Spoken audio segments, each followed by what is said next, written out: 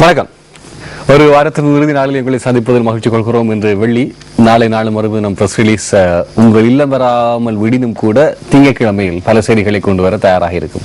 இன்று 13ஆம் தேதி 12வது மாதம் 13வது ஆண்டு, டிசம்பர் 13, 2013ஆம் ஆண்டு. இந்த வெள்ளியும் 13 மிக முக்கியமானது. குறிப்பாக ஆங்கிலேயர்கள் அல்லது மேலத்தியவர்களுக்கு இந்த ஃப்ரைடே தி 13th என்று சொன்னால் ஒரு பயம் கலந்த ஒரு விடயத்தை கொண்டு வரும்.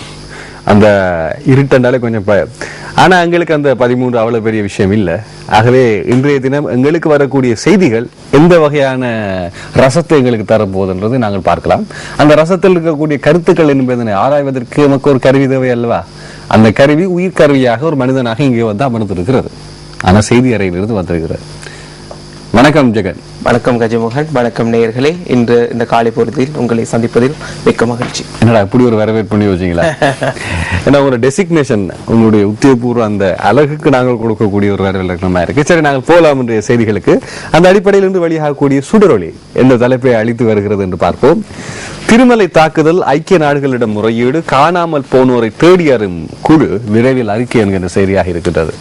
எதை அழுத்தி இருக்கிறது என்று நான் கூறினேன். அழைத்து வந்திருக்கிறேன் கூறவில்லை, அழுத்தி வந்திருக்கிறது. அதான் திருமலை தாக்குதல், ஐக்கிய நாடுகளிடம் முறையீடு, காணாமல் போனோரை தேடி அறியும் குழு விரைவில் அறிக்கை என்கின்ற செய்தி.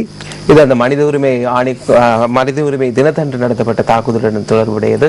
அன்றைய தினம் காணாமல் போனவர்களின் உறவினர்களால் ஏற்பாடு செய்யப்பட்டிருந்த ஒரு கவனஈர்ப்பு போராட்டத்தின் மீது, அமைதியான முறையில் நடைபெற்ற போராட்டத்தின் மீது சிலர் தாக்குதல் நடத்தியிருந்தனர். இது குறித்து தற்பொழுது ஒரு அறிக்கை தயாரிக்கப்பட்டு அது மார்ச் மாதம் ஜெனீவாவில் மனித உரிமைகள் ஆணைக்குழுவின் பேரவை கூட்டம் நடைபெற இருக்கின்ற நிலையில் இந்த அறிக்கையும் அங்கு சமர்ப்பிக்கப்பட உள்ளதாக காணாமல் போனோரை தேடி அறியும் குழு தற்பொழுது அறிவித்திருக்கின்றது.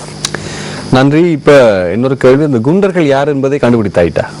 இது முறையீடு சொல்லப்பட்ட போலீசுக்கு முறையீடு கொடுக்கப்பட்டிருந்ததா? நிச்சயமாக இது ஒரு கவலைக்குரிய விடயம். அந்த தாக்குதல் நடத்தப்பட்ட சந்தர்ப்பத்திலேயே அங்கு போலீசாரும் கடமையில் இருந்தார்கள்.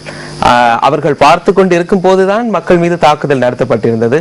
இதில் மக்கள் பிரதிநிதிகள் மாத்திரமல்லாது இந்த பாதிக்கப்பட்ட மக்கள், அதாவது தமது உறவுகளை தேடிக்கொண்டிருக்கும் அவல நிலையை சந்தித்திருக்கும் அந்த மக்களும் மிகவும் கடுமையாக தாக்கப்பட்டிருந்தது. இவை எல்லாமே நான் நினைக்கின்ற ஐக்கிய நாடுகளினுடைய மேலிடங்களுக்கு முறையீடு செய்யப்படக்கூடிய வாய்ப்புகள் இருக்கு.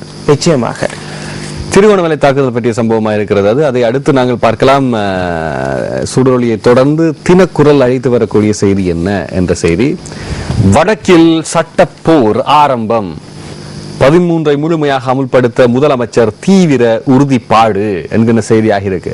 அரசியலமைப்பின் 13வது திருத்தத்தின் கீழ் மாகாண சபைகளுக்கு பகிர்ந்தளிக்கப்பட்ட அதிகாரங்கள் தொடர்பாக மத்திய அரசாங்கத்திற்கும் வடமாகாண சபைக்கும் சட்ட ரீதியான முரண்பாடுகள் தீவிரமடைந்துள்ளன. வடமாகாண சபையின் முதலாவது வரவு செலவு திட்ட விவாதம் நேற்று வியாழக்கிழமை நிறைவடைந்திருக்கும் நிலையில் முதலமைச்சர் சி.வி. விக்னேஸ்வரன் ஆற்றிய உரையில் 13வது திருத்த சட்டம் போதுமானது அல்ல எனவும், அதே சமயம் இருக்கும் சட்டங்களை செயற்திறன் கொண்டதாக முன்னோக்கி கொண்டு செல்வதற்கு உறுதியான நோக்கத்தையும் வெளிப்படுத்தி இருக்கின்றார் என்கிற செய்தியாக இருக்கின்றது. இவை தவிர வடமாகாண சபை உருவாக்க முயற்சிப்பதாக வடமாகாண சபை, அரசியல் அமைப்புக்கு விரோதமாக வடமாகாண சபை உருவாக்க முயற்சிப்பதாக ஆளுநர் மேஜர் ஜெனரல் சரத் சந்திரசிறி எச்சரிக்கின்றிருக்கிறார் என்கிற செய்தியும் பிரசுரமாக இருக்கிறது. இது எங்கே சென்று முடிய போகிறது என்று தெரியவில்லை. நேற்றைய தினம் வடமாகாண சபையின் முதலாவது வரவு செலவு திட்டம் ஒரு சத்திர சிகிச்சைக்கு ஒரு சத்திர சிகிச்சை நிபுணர் இருக்கின்றார்.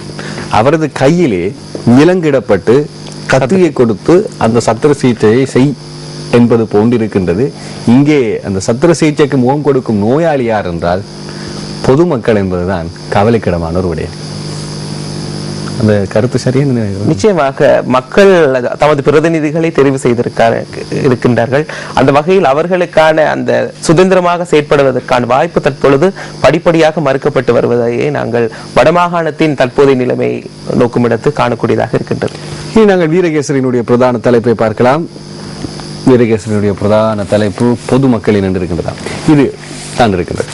பொதுமக்களின் இடங்களிலிருந்து ராணுவம் வெளியேற்றப்பட வேண்டும். ஐக்கிய நாடுகளின் அகதிகளுக்கான விசேட அறிக்கையாளர் சலோகா பயானி ஆணைக்குழுவுக்கு அறிக்கை என்கின்ற செய்தியாக இருக்கின்றது. இது மற்றொரு தலையீடு இலங்கை அரசாங்கத்தை பொறுத்த மட்டில். இவரும் அகதிகளுக்கான உள்ளக இடம்பெயர்வுக்குள்ளானவர்களின் உரிமைகளுக்கான ஒரு விசேட பிரதிநிதியாக அண்மையில் இலங்கைக்கு விஜயம் மேற்கொண்டிருந்தார் சலோகா பயானி. இவர் பல்வேறு தரப்பினரை சந்தித்து அதே போன்று வடமாகாணத்துக்கு சென்று அங்கு நிலைமைகளை பார்த்தறிந்திருந்தார். அவர் தற்பொழுது கூறியிருக்கும் இந்த முக்கியமான ஒரு விடயத்தை கூறியிருக்கின்றார். இராணுவம் பாதுகாப்பு நடவடிக்கைகளுக்காக மாத்திரம் மட்டுப்படுத்தப்பட வேண்டும். அதே போன்று அங்கு இராணுவத்தை மையமாக கொண்டு குடியேற்ற திட்டங்கள் முன்னெடுக்கப்படுவது போன்ற விடயங்கள் எல்லாம் நிறுத்தப்பட வேண்டும். பொதுமக்கள் தொடர்ந்தும் பெருமெண்ணிக்கையான மக்கள் இடம்பெயர்ந்து தமது இடங்களுக்கு திரும்ப முடியாத நிலையில் இருக்கின்றார்கள். அவர்கள் அங்கு மீள்குடியேறுவதற்கு ஏதுவாக இராணுவம் தமது அந்த மக்களின் தனியார் காணிகளில் மக்களின் காணிகளில் இருந்து விலக வேண்டும் என அவர் கூறியிருப்பதாக இந்த செய்தி வந்திருக்கின்றது. அடுத்த செய்திகளை நாங்கள் பார்க்கலாம். தினகரன் கொண்டு வந்திருக்கக்கூடிய செய்தி இப்படி இருக்கின்றது. பால்மா களஞ்சிய சாலைகள் மீது எந்த நேரமும் அதிகாரிகள் திடீர் பாய்ச்சல். புதிய பிரமாணங்களுடன் விரைவில் வெளியாகிறது வர்த்தமானி அறிவிப்பு. சேர்க்கை தட்டுப்பாட்டை ஏற்படுத்தி விலை அதிகரிக்க சதி. மருந்துகளுக்கும் பிப்ரவரி முதல் கட்டுப்பாட்டு விலைகள் என்கின்ற செய்தி இங்கே பிரசுரமாக இருக்கிறது. உள்ளூர் வர்த்தக அமைச்சர் ஜான்ஸ்டன் பெர்னாண்டோ நேற்று பாராளுமன்றத்தில் இப்படி தெரிவித்திருக்கக்கூடிய இந்த விடயத்தில் நாங்களும் முகம் கொடுக்கின்றோம். சில பால்மா வகைகள் ஆஸ்திரேலியாவிலிருந்து உற்பத்தியாகக்கூடிய சில பால்மா வகைகள் பல் வணிக அங்காடிகளிலே இப்போதும் விற்பனைக்கு மிக பார்வைக்கு உட்படுத்தப்பட்டிருக்கின்றன. அன்று நான் கொள்வனவு செய்தேன். 995 ரூபாய் 1 கிலோ பால்மா. உண்மையிலே அதனுடைய சரியான விலை 873 அளவில் தான் இருக்க வேண்டும். அதிகரிக்கப்பட்ட நிலையில் அதுவும் அக்டோபர் 8ஆம் தேதி பொதியிடப்பட்ட ஒரு பால்மா வகை எப்படி பல் வணிக அங்காடிக்கு வந்தது? அதற்கு ஏற்கனவே கொடுத்தாயிட்டுதா? நிச்சயமாக நேற்றைய தினம் அமைச்சரும் இதைத்தான் கூறியிருக்கின்றார். சில நிறுவனங்கள் பால்மாக்களை பதுக்கி வைத்து செயற்கையான முறையில் சில நிறுவனங்கள் பொதியிட்டு பேரிலேயே இருக்கின்றன. நாங்கள் பொதியையும் கொண்டு வந்து காட்டக்கூடியதாக இருக்கும். இது எப்படி? இது ஏற்கனவே கொடுக்கப்பட்டது. சில பால்மாக ஏற்கனவே அதிகரித்து ஆயிட்டுதா? அதுதான் உத்தியோகபூர்வமாக இவருக்குமே நுகர்வோர் விவகார அதிகார சபை அனுமதி அளிக்கவில்லை. ஏதேச்சையான முறையில் சில நிறுவனங்கள் இத்தகைய நடவடிக்கைகளில் ஈடுபட்டுள்ளதாக. ஆனால் இதை தடுப்பதற்கான வசதிகள் தற்பொழுதைய சட்டத்தின் கீழ் மட்டுப்படுத்தப்பட்டே காணப்படுகிறது. ஆகவே நேற்றைய தினம் அமைச்சர் கூறியிருக்கின்றார், புதிய வர்த்தமானி அறிவித்தலூடாக இருக்கக்கூடிய அனைத்து பால் உற்பத்தி பால்மா நிறுவனங்களையும் நுகர்வோர் சேவைகள் அதிகார சபையின் கீழ் பதிவு செய்ய வேண்டும் என. அப்படி நடக்கும் பட்சத்தில் எந்த ஒரு சந்தர்ப்பத்திலும் திடீர் பரிசோதனையை மேற்கொள்வதற்காக சுற்றி வளைப்புகளை மேற்கொள்வதற்காக அதிகார சபையின் அதிகாரிகள் அந்த நிறுவனங்களுக்குள் பிரவேசிப்பதற்கான வாய்ப்பு கிடைக்கவிருக்கின்றது. இது மிக முக்கியமாக அதிகமாக இந்த வாரம் முழுவதுமாக மக்கள் எதிர்நோக்குகின்ற பிரச்சனை, நாடு முழுவதும் உள்ள மக்கள் இந்த பிரச்சனை மிகப்பெரிய ஒரு பிரச்சனை. அதுவும் குழந்தைகளோடு இருப்பவர்கள் எந்த பாலை நுகர்வு செய்வது என்பதிலே தெளிவின்மையாக இருக்கின்றார்கள். அடுத்த செய்தி உதயன் பத்திரிகை, யாழ்ப்பாணத்திலிருந்து வெளிவரக்கூடிய பத்திரிகை நமக்கு கிடைக்கும். அதன் தலைப்பு உங்களுக்கு புரியும். இப்போது முழு படைகளையும் உடன் வெளியேற்றுக, இலங்கையிடம் ஐக்கிய நாடுகளின் விசேட பிரதிநிதி பயானி வலியுறுத்து என்கிற செய்தியாக இருக்கிறது. எங்கே வலியுறுத்தி இருக்கிறார் என்ற விடயத்தை நாங்கள் பார்க்கலாம் இல்லையா? இராணுவத்தினர் கையகப்படுத்தப்பட்ட காணிகளின் விவரங்களை வெளிப்படை தன்மை பேணப்படுவதுடன் பொதுமக்கள் செயற்படும் இடங்களில் இருந்து இராணுவம் முற்றாக வெளியேற்றப்பட வேண்டும்.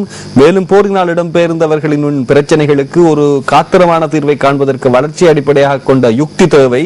இவ்வாறு ஐக்கிய நாடுகளின் உள்நாட்டில் இடம்பெயர்ந்த வர்க்கங்களின் மனித உரிமைகள் குறித்த சிறப்பு பிரதிநிதியும் விசேட அறிக்கையாளருமான சாலோகா பயானி தெரிவித்துள்ளார் என்கிற செய்தி பிரசுரமாகி இருக்கிறது.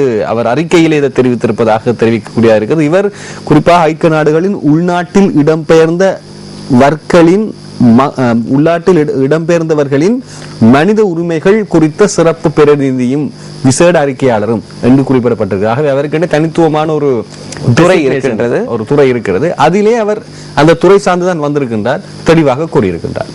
அவர் கூறியிருக்கின்றார். இது உதயன் பத்திரிகையினுடைய பிரதான தலைப்பு. இனி யாழ் தினக்குரல் கொண்டு வரக்கூடிய செய்தி நாங்கள் ஏற்கனவே பார்த்த செய்தி. வடக்கில் சட்டப்போர் ஆரம்பம், 13 முழுமையாக அமல்படுத்த முதலமைச்சர் தீவிர ஈடுபாடு.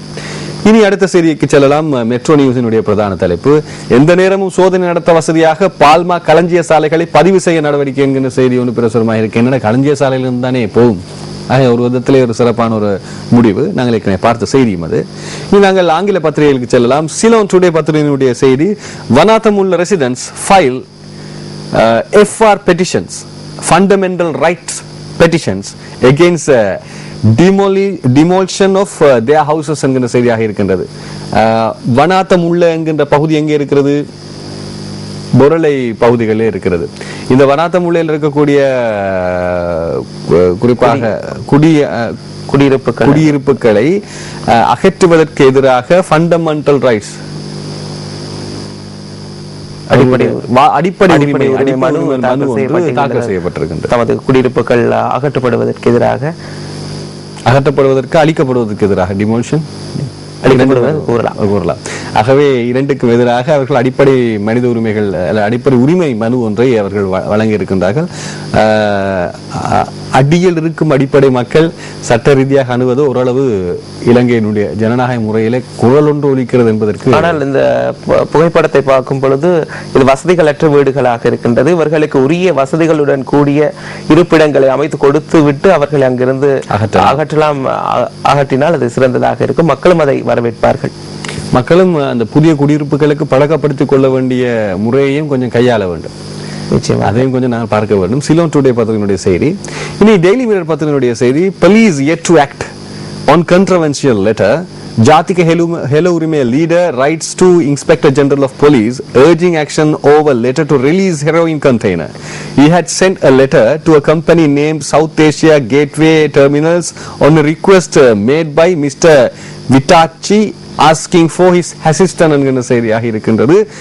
குறிப்பாக பிரதமர் அலுவலகத்திலிருந்து ஒரு கடிதம் சென்றது. அது விட சொல்லி தினமும் இது பாராளுமன்றத்தின் ஒரு மிகப்பெரிய சர்ச்சையை ஏற்படுத்தியிருந்தது. வாத பிரதிவாதங்களால் நிரம்பி காணப்பட்டன. இந்த கடிதம் தற்பொழுது ஜாதிக ஹெல உரிமை குறிப்பாக அதன் தலைவர் கடிதம் ஒன்றை அனுப்பியிருக்கின்றார். தற்பொழுது போலீஸ் மா அதிபர் நிச்சயமாக அவர் கூறியிருக்கும்படி பிரதமரை கைது செய்ய வேண்டும் என அவர்கள் கேட்டுக்கொண்டிருப்பதாகவும் அந்த செய்தியை மேற்கோள் காட்டி இன்றைய தினம் ஊடகங்கள் செய்தி வெளியிட்டிருக்கின்றன.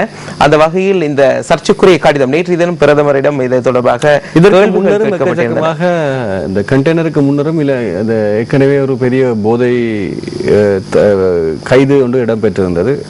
மக்களுக்கும் தெரியும் ஆசியாவிலே மிக அதிக அளவு போதை பொருள். ஆனால் எல்லாவற்றிற்கும் மேலதிகமாக இந்த விடயத்தில் மாத்திரம் அதிகப்படியாக கரிசனை காட்டப்படுவது எதற்காக என்ற ஒரு நாட்டின் ஒரு மிக உயர்ந்த உன்னதமான ஒரு பதவி பிரதமர் பதவி. அந்த அலுவலகத்திலிருந்து ஒரு கடிதம் சென்றிருக்கின்றது. வரிவிலக்கு அளித்து அந்த கண்டெய்னரை கொள்கலனை விடுவிக்க கோரி தற்பொழுது இந்த கடிதத்தை அனுப்பியதாக கூறப்படும் பிரதமரின் இணைப்பு செயலாளர் ராஜினாமா செய்திருக்கின்றார். ஆனாலும் கூட அவரின் ராஜினாமா கடிதத்தில் அவர் குறிப்பிட்டிருக்கும் விடயம் அந்த கொள்கலனுக்கும் தமக்கும் எவ்வித தொடர்பும் இல்லை என அவர் கூறியிருக்கின்றார். தற்பொழுது இது ஒரு தீர்க்கப்படாத பிரச்சனையாக இருக்கின்றது. தொடர்ந்தும் விசாரணைகள் நடத்தப்பட்டு வருகின்றன. ஆகவே இது தொடர்பாக நாட்டின் மாத்திரமன்றி சர்வதேச ரீதியிலும் தற்பொழுது கவனத்தை ஈர்த்துள்ள ஒரு செய்தியாகவே விடயமாகவே இது அமைந்திருக்கின்றது. டெய்லி நியூஸ் பத்திரிகையினுடைய பிரதான தலைப்பு more time to report disappearances என்கிற செய்தியாக இருக்கின்றது. Complaints accepted till December 31 this year. Commission to investigate disappearances from June 10 1990 to May 19 2009. மே 19 2009 யுத்தம் நிறைவடைந்த நாள். ஜூன் 10 1990 இடம்பெயர்வு ஆரம்பிக்கப்பட்ட நாள். இந்த இரண்டு இடங்களுக்குள்ளும் கிட்டத்தட்ட 19 வருடங்கள் காலப்பகுதிகளுக்குள் காணாமல் போனவர் பற்றிய விவரங்களை அல்லது ஆணைக்குழு ஒன்று நியமிக்கப்பட்டிருந்த ஜனாதிபதியின் பணிப்பின் பேரில் அந்த வகையில் அதற்கான அந்த கால அவகாசம் மக்களுக்கு வழங்கப்பட்டது. டிசம்பர் மாதம் 31ஆம் தேதி வரை தற்போது நீடிக்கப்பட்டிருக்கின்றது. ஆகவே இன்னும் சில நாட்கள் தான் மீதமாக இருக்கிறது. ஏற்கனவே நவம்பர் மாதம் முடிவுக்கு கொண்டு வரப்படுவதாக அறிவிக்கப்பட்டிருந்தது. மக்கள் மற்றும் ஏனைய தரப்பினரின் வேண்டுகோளுக்கமே தற்பொழுது அந்த கால அவகாசம் நீடிக்கப்பட்டிருக்கின்றது. Johnson assures no price hikes during festive season. இப்போது பண்டிகை காலத்தில் விலைகள் அதிகரிக்கப்படலாம் என பல்வேறு தரப்பினர் கூறுகின்றார்கள். நேற்றைய தினம் பாராளுமன்றத்தில் விவாதிக்கப்பட்டது. அமைச்சரும் அரசாங்கமும் கூறிய விடயம் பண்டிகை காலத்தில் அதிகரிக்கப்படாது. அரசாங்கம் கூறினாலும் கூட நடைமுறை ரீதியில் அதிகரிக்கும் சாத்தியங்கள் இருக்கின்றன. Milk company storage to be registered ஏற்கனவே பார்த்த செய்திதான். பதிவு செய்யப்பட்ட களஞ்சிய சாலைகள் இருக்க வேண்டும். அதுக்கான சட்டம் இருக்கு. டெய்லி நியூஸ் பத்திரிகை செய்தி ஐலண்ட் இப்படி கூறுகிறது. Sri Lanka steps up pressure on Indian poachers. 141 netted with 23 travelers.